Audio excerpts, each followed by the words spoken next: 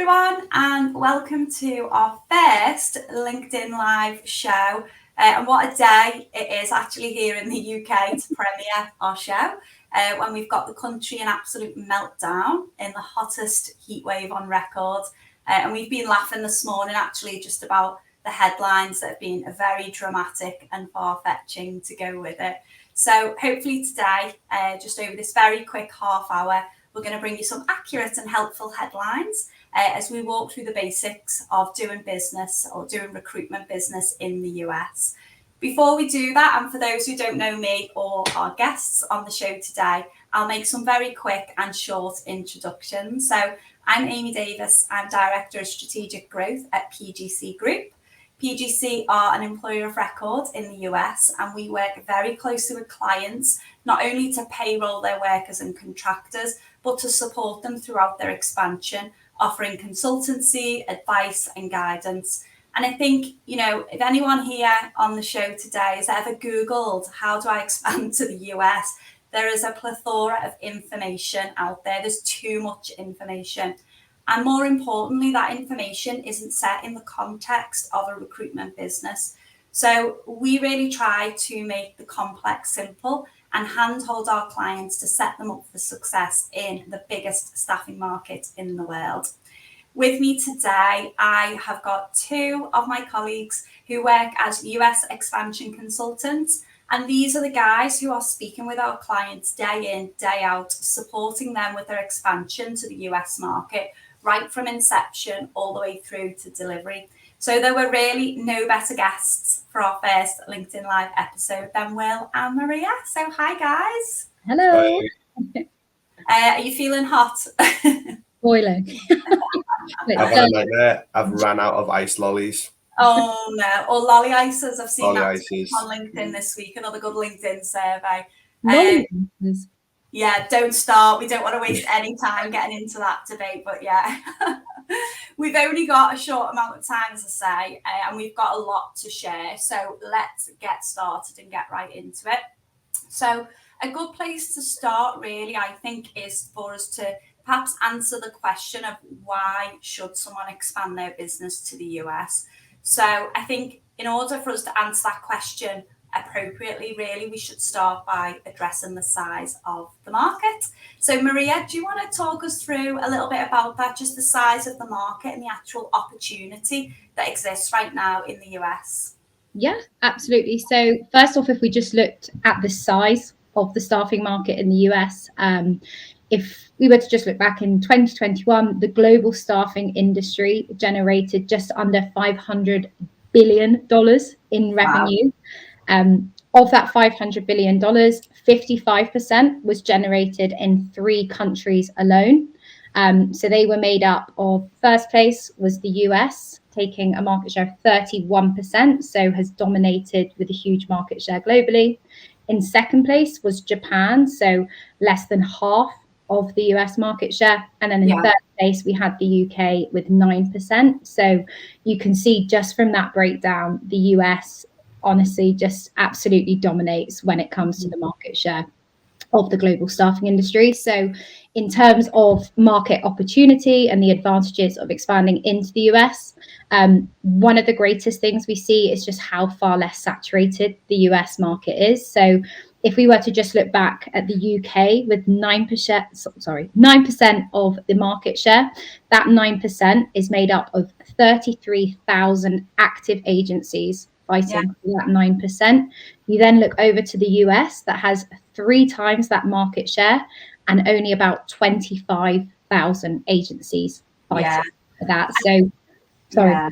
I was just going to say, this is one of the most exciting points for me, is just what a blue ocean market the US is in comparison to the UK, and just how exciting it is that you would think, with it having the largest global market share, that it would be one of the most saturated. And in fact, comparing it to the UK, it's always something that, I love to particularly speak to clients about.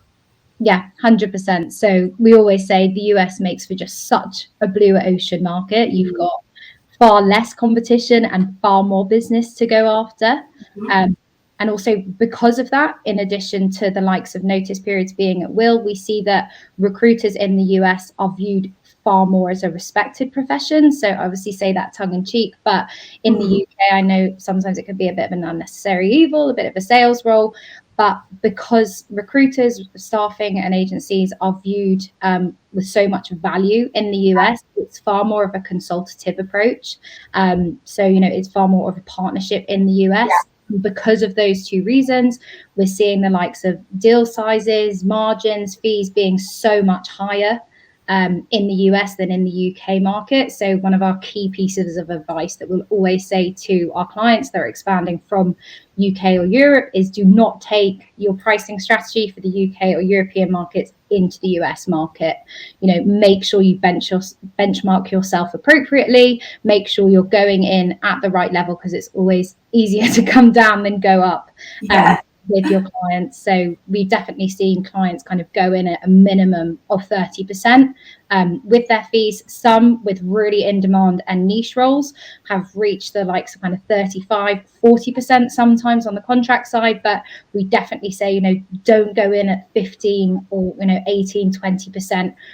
Price yourselves appropriately, and you're going to be doing the same amount of work and service that you would in the UK, but being rewarded sometimes twice the amount. Yeah.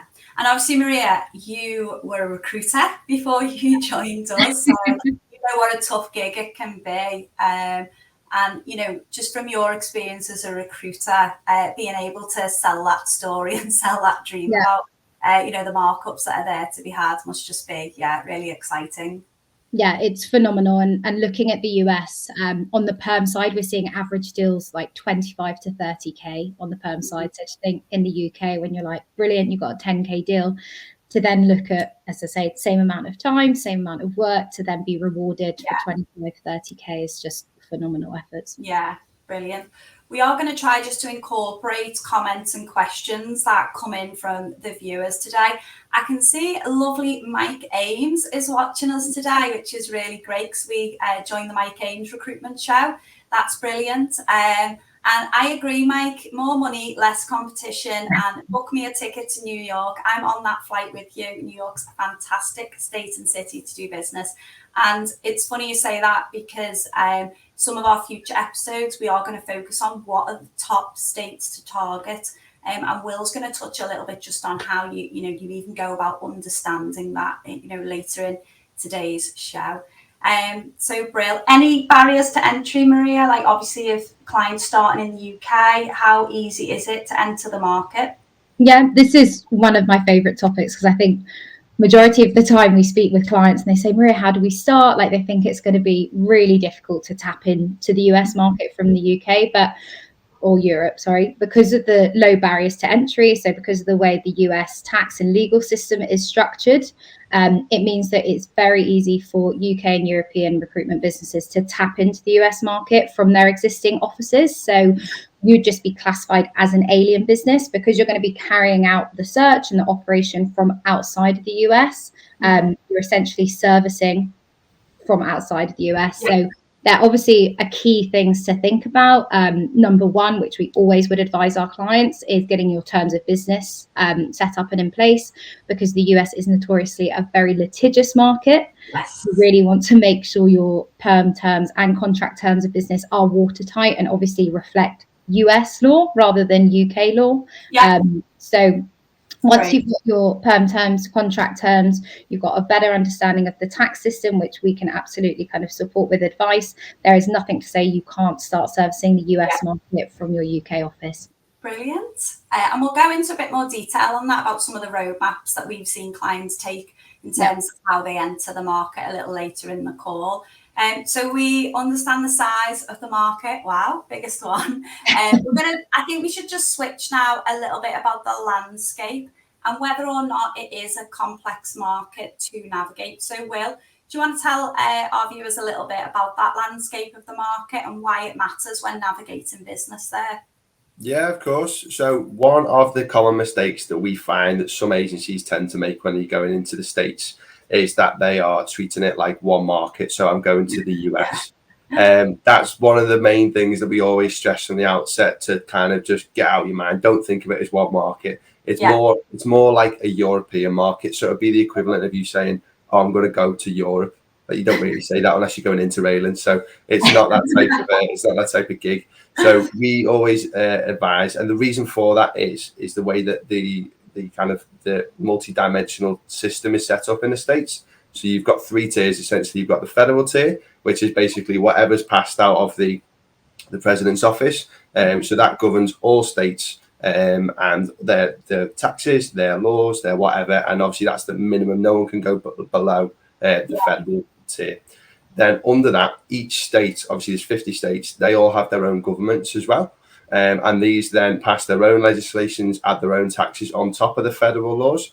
And then even in some markets as well, some of your bigger markets like DC and San Francisco, they have their own local municipal governments, which then adds a 3rd tier to it as well. So you've got that multi-dimensional structure there. And that can obviously mean things like tax vary kind of depending on where you're going. But it's not just kind of tax and law that vary quite a lot. One of the other things that varies dramatically across the states is, as you mentioned, it's basically a continent. It's one of the biggest countries in the world. Is obviously the people are different depending on where you're going to be engaging.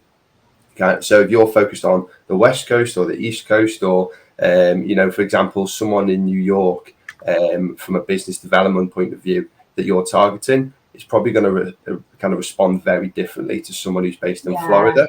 Yeah. So New York, it's a very kind of, as Mike said, I'm happy to get on that plane with you, Mike, as well. But in terms of, it's New York. Everyone wants to go to New York. It's amazing, but it's very saturated. So these clients are used to kind of people pitching to them every day. It might be a bit more transactional. So you've got to adapt your approach to that market. But if you go to Florida, maybe it's a bit more laid back. People want to get to know you. It's very much more relationship driven. So you've got to understand that, as well as kind of tax and laws changing depending on where it is that you're going to target in the States. But also your approach should be adapted for each state that you're focusing on as well. So one of the most successful ways to kind of get started, which Maria is going to speak about in a minute as well, is just to have a focus. So take that big market and just don't treat it as one place. Have a focus. Where am I going to look at? What state am I going to go into? Do your research on that state. What do those? What do the clients in that state want? What are other people in that state doing? And kind of focus it that way. Brilliant. And it's so true thinking about it as 50 countries, because I think it is hard for people to grasp just the sheer size of the market. And one of the things that I often share is, if you take California alone and look at the GDP generated just from California, that's one state out of 50. If you counted it as a country globally, it'd be the 5th largest country in the world for GDP. And it's not, it's one state of 50. So, exactly like you were saying, you really need to be focused and think about this as I'm entering 50 countries.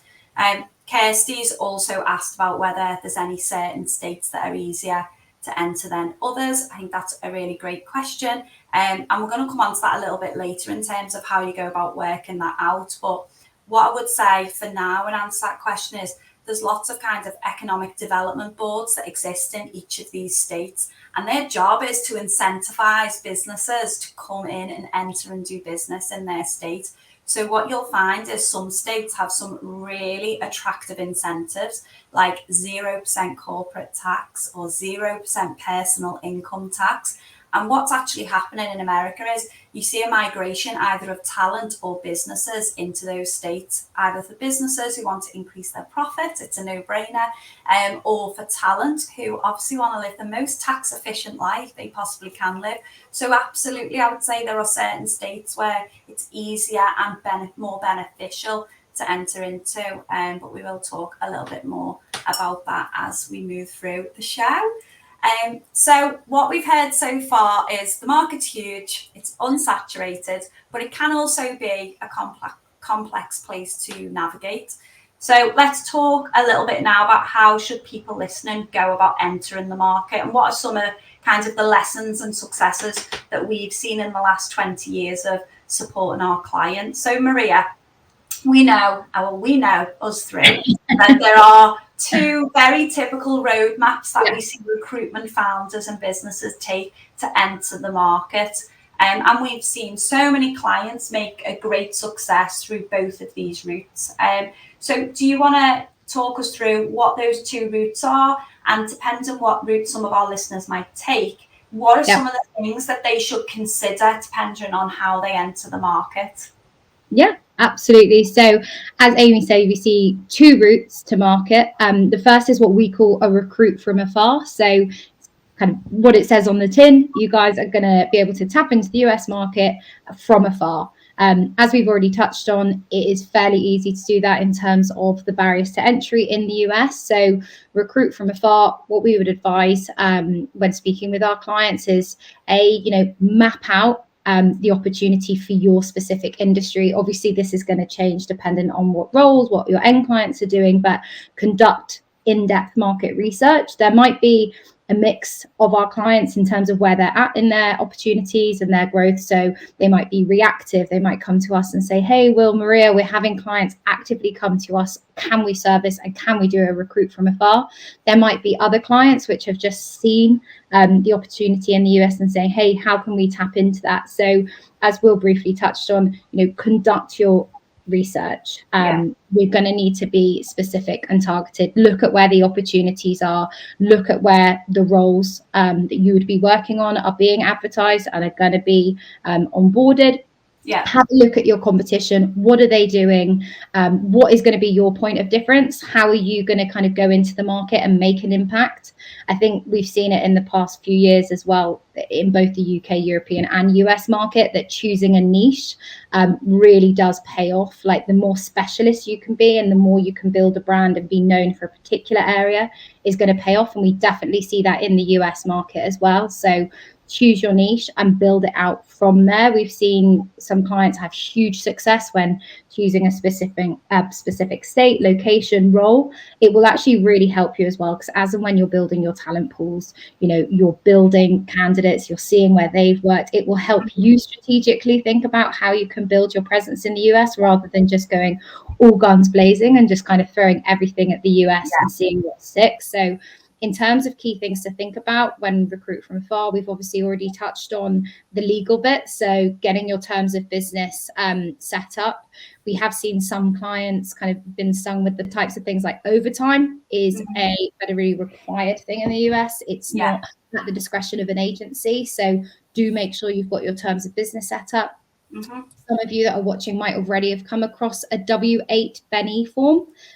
This is a tax form that is actually requested and normally asked by end clients. So it's your end client's obligation to have a lot of questions on this, Maria, don't we?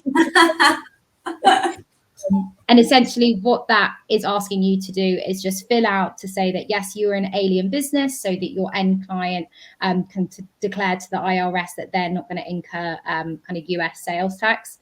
Yes, we definitely do get a lot of questions on this. So we have got multiple resources that we can help with, but also just drop Will or I a question and we'd be very happy to help.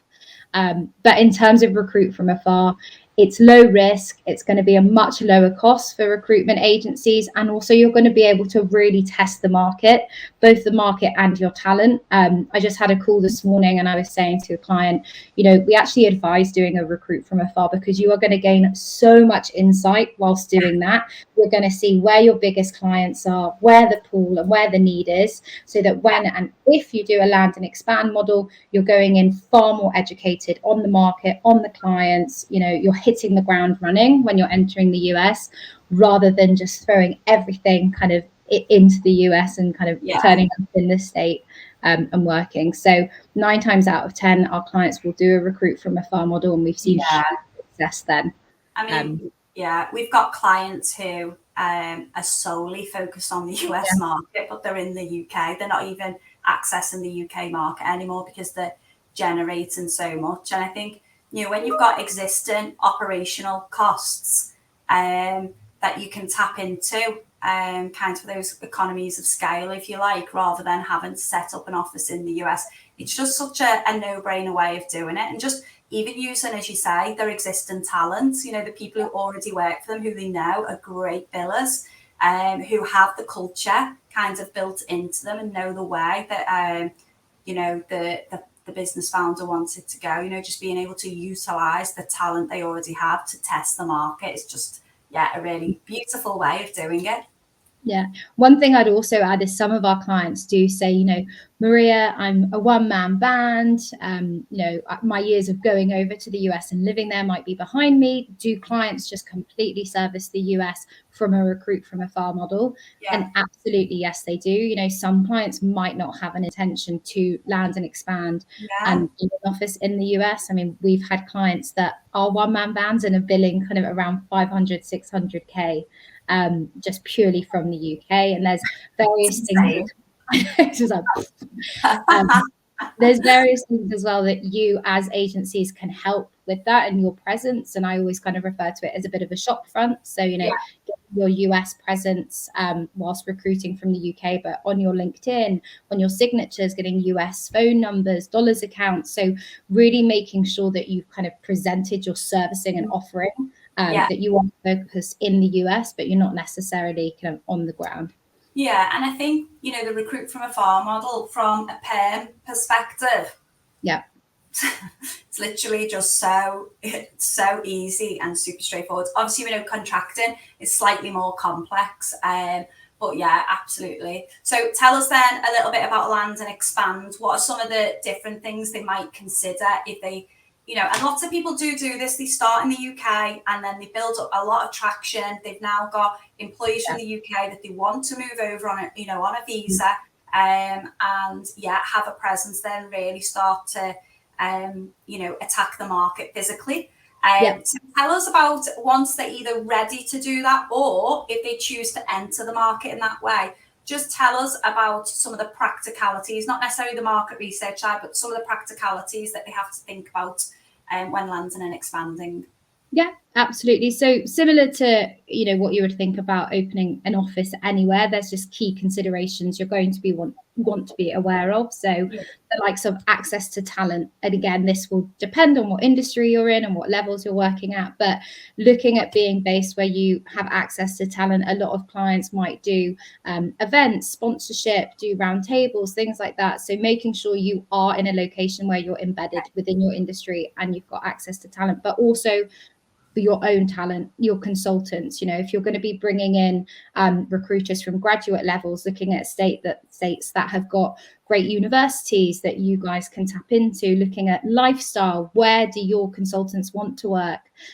Will they have a good lifestyle? What opportunities are present for them? Things like office costs, budgets, I guess, taxes, business taxes, personal income taxes. We've seen in the past 2 years, kind of post-COVID, a huge flock of talent and businesses come away from the likes of Silicon Valley and New York and coming to the States with better lifestyles, lower income tax, you know, business tax. And we're seeing both the companies and the talent flock. So it's just really making sure that you're making kind of calculated decisions and in terms of where you can tick these boxes for both your own talent, but your offering and what's going to be healthy for your business. Yeah, brilliant. Thanks, Maria. So passionate. I know, yeah. I absolutely love it. I love listening to you because you're so knowledgeable. Okay, so we've got a little bit of time before we wrap up. Just conscious we're not going to run over today. So let's finish just with the fundamentals. So anyone on the call right now who is thinking, you know what, I want to enter this market. This is definitely a market that at some point in the future, I absolutely want to be doing business there. You've probably heard us reference multiple times, you know, how many clients have had huge successes there. But I think for us, the clients that we've supported and helped expand into the US, who have gone on to honestly some phenomenal results and highs. And, you know, we celebrate every one of them with them.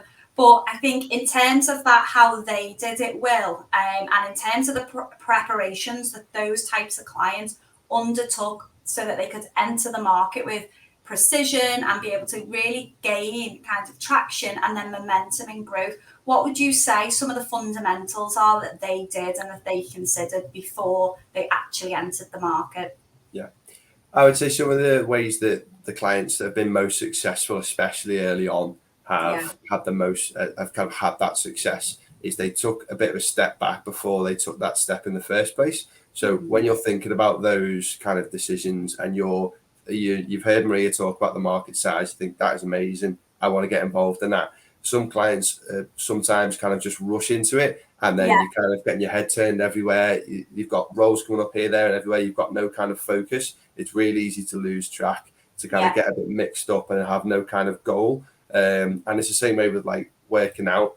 Not that I work out at all, but if you don't have a goal, you've got nothing really to work towards. So it's kind of, you're probably not going to get in the shape that you want because you're not working towards something. So if you really want to kind of have that targeted success, then having a focus is definitely the way to start. I've got 3 tips for you. So number 1 is research your market thoroughly. It's going to sound, it sounds really obvious, but it's pretty recruitment 101. But you'd be surprised how many clients kind of don't do that. Like we said, sometimes the deal comes first, especially if you're kind of a more sales kind of led business. Then sometimes it can be really kind of attractive to kind of, you know, bring that deal in. But when you are, if you're a recruitment business leader and you're about to kind of take that leap, or you're thinking about it, you want to step back and just have the who, where, what, why questions. So who are you targeting? Are you targeting clients? Are you targeting candidates? Where's that going to affect you? Where you are targeting? Where are those clients if it's clients that you're targeting? What is the market? Where's the region that you are going to be focusing on? What state is it? What city in that state is it? Which cities in that state are more successful for the specific brand that you're going to go after? For example, we've got agencies that work with us that literally just have one role that they recruit for. That's all they recruit for. But they've had tremendous success because they know exactly what they're doing. They're experts when it comes to them. That when their clients are calling up, they know what they're going to get from that client because they're focused. They've started to build that brand. So really have that kind of market research ahead of time. Where are you going to be focusing on? Who are you going to be focusing on? And also, who else is there too? So have a look at your competitors. What are they doing? What are they not doing? What are areas that you think you can outperform them in? What are some areas that you think, oh, maybe that's, you know, a growth opportunity for us? It might not be the hot market that you want to focus on. It might be where you think the next up and coming market is.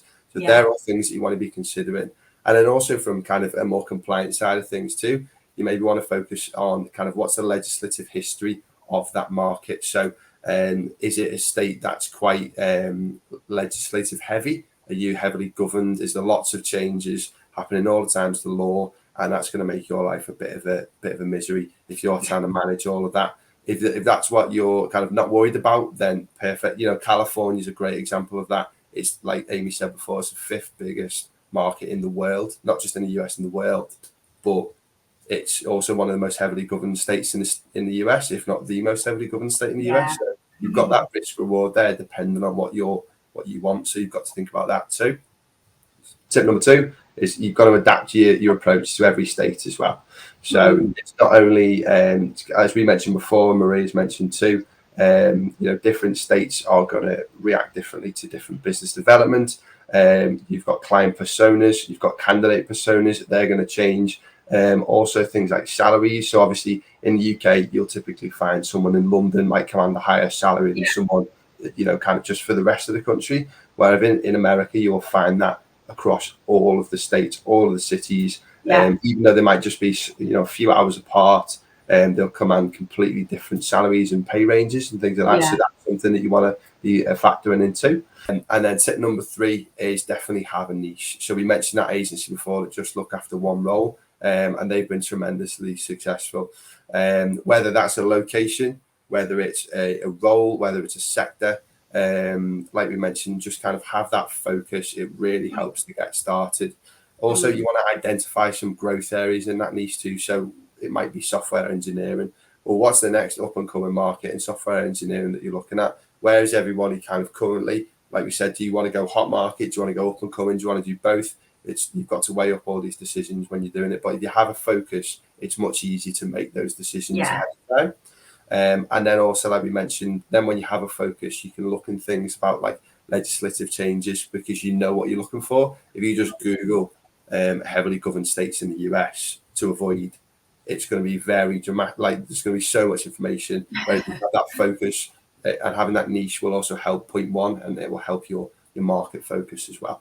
And then just one final tip is what we see some agencies do is they even have sub brands for those niches. So if you're an agency that's maybe, you know, you kind of got you're slightly bigger, you're looking to kind of scale, you've got multiple offices, have different focuses of different kind of parts of your business, and even create a sub brand for that too. That's it. You know, you don't want to cut yourself off because you're too niche. So it's kind of being able to kind of add those verticals to it once you've built up that brand. Well, honestly, I can't believe we're out of time. Like, that went so quick. There's so much more we could share, but thanks everyone for listening. We will reach out to each of you after today's event. We're going to share our market insights report for 2022 to give you some more in-depth insights. And we're going to be hosting one of these every month, and we're looking at different topics surrounding US expansion and doing recruitment business there. Next month, we are probably going to look at some of the top states that people tend to focus on and why. But we're also going to talk about the upcoming states. They're the states I'm always excited to talk about. So sorry, Mike, we might not talk about New York as much as you want, but we will look some of the upcoming states because they're the ones who've got that growth trajectory. And we'll try and focus a little bit on some particular sectors. We've got some great guests who are going to be joining us. So again, keep an eye out for those. And, you know, if anyone listening's got any ideas of, you know, particular questions that you might like to be answered in future shows, then don't hesitate to reach out to us. So to finish off, I would just like to let you know how you can reach out to us if you would like to start planning your US expansion now. You can honestly just message me, Will or Maria, very simply on LinkedIn, and we'll set up some time to talk.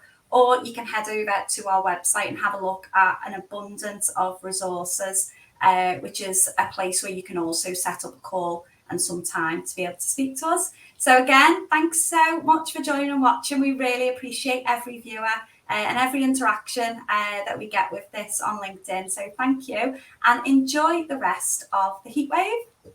Bye, guys. Bye, everyone.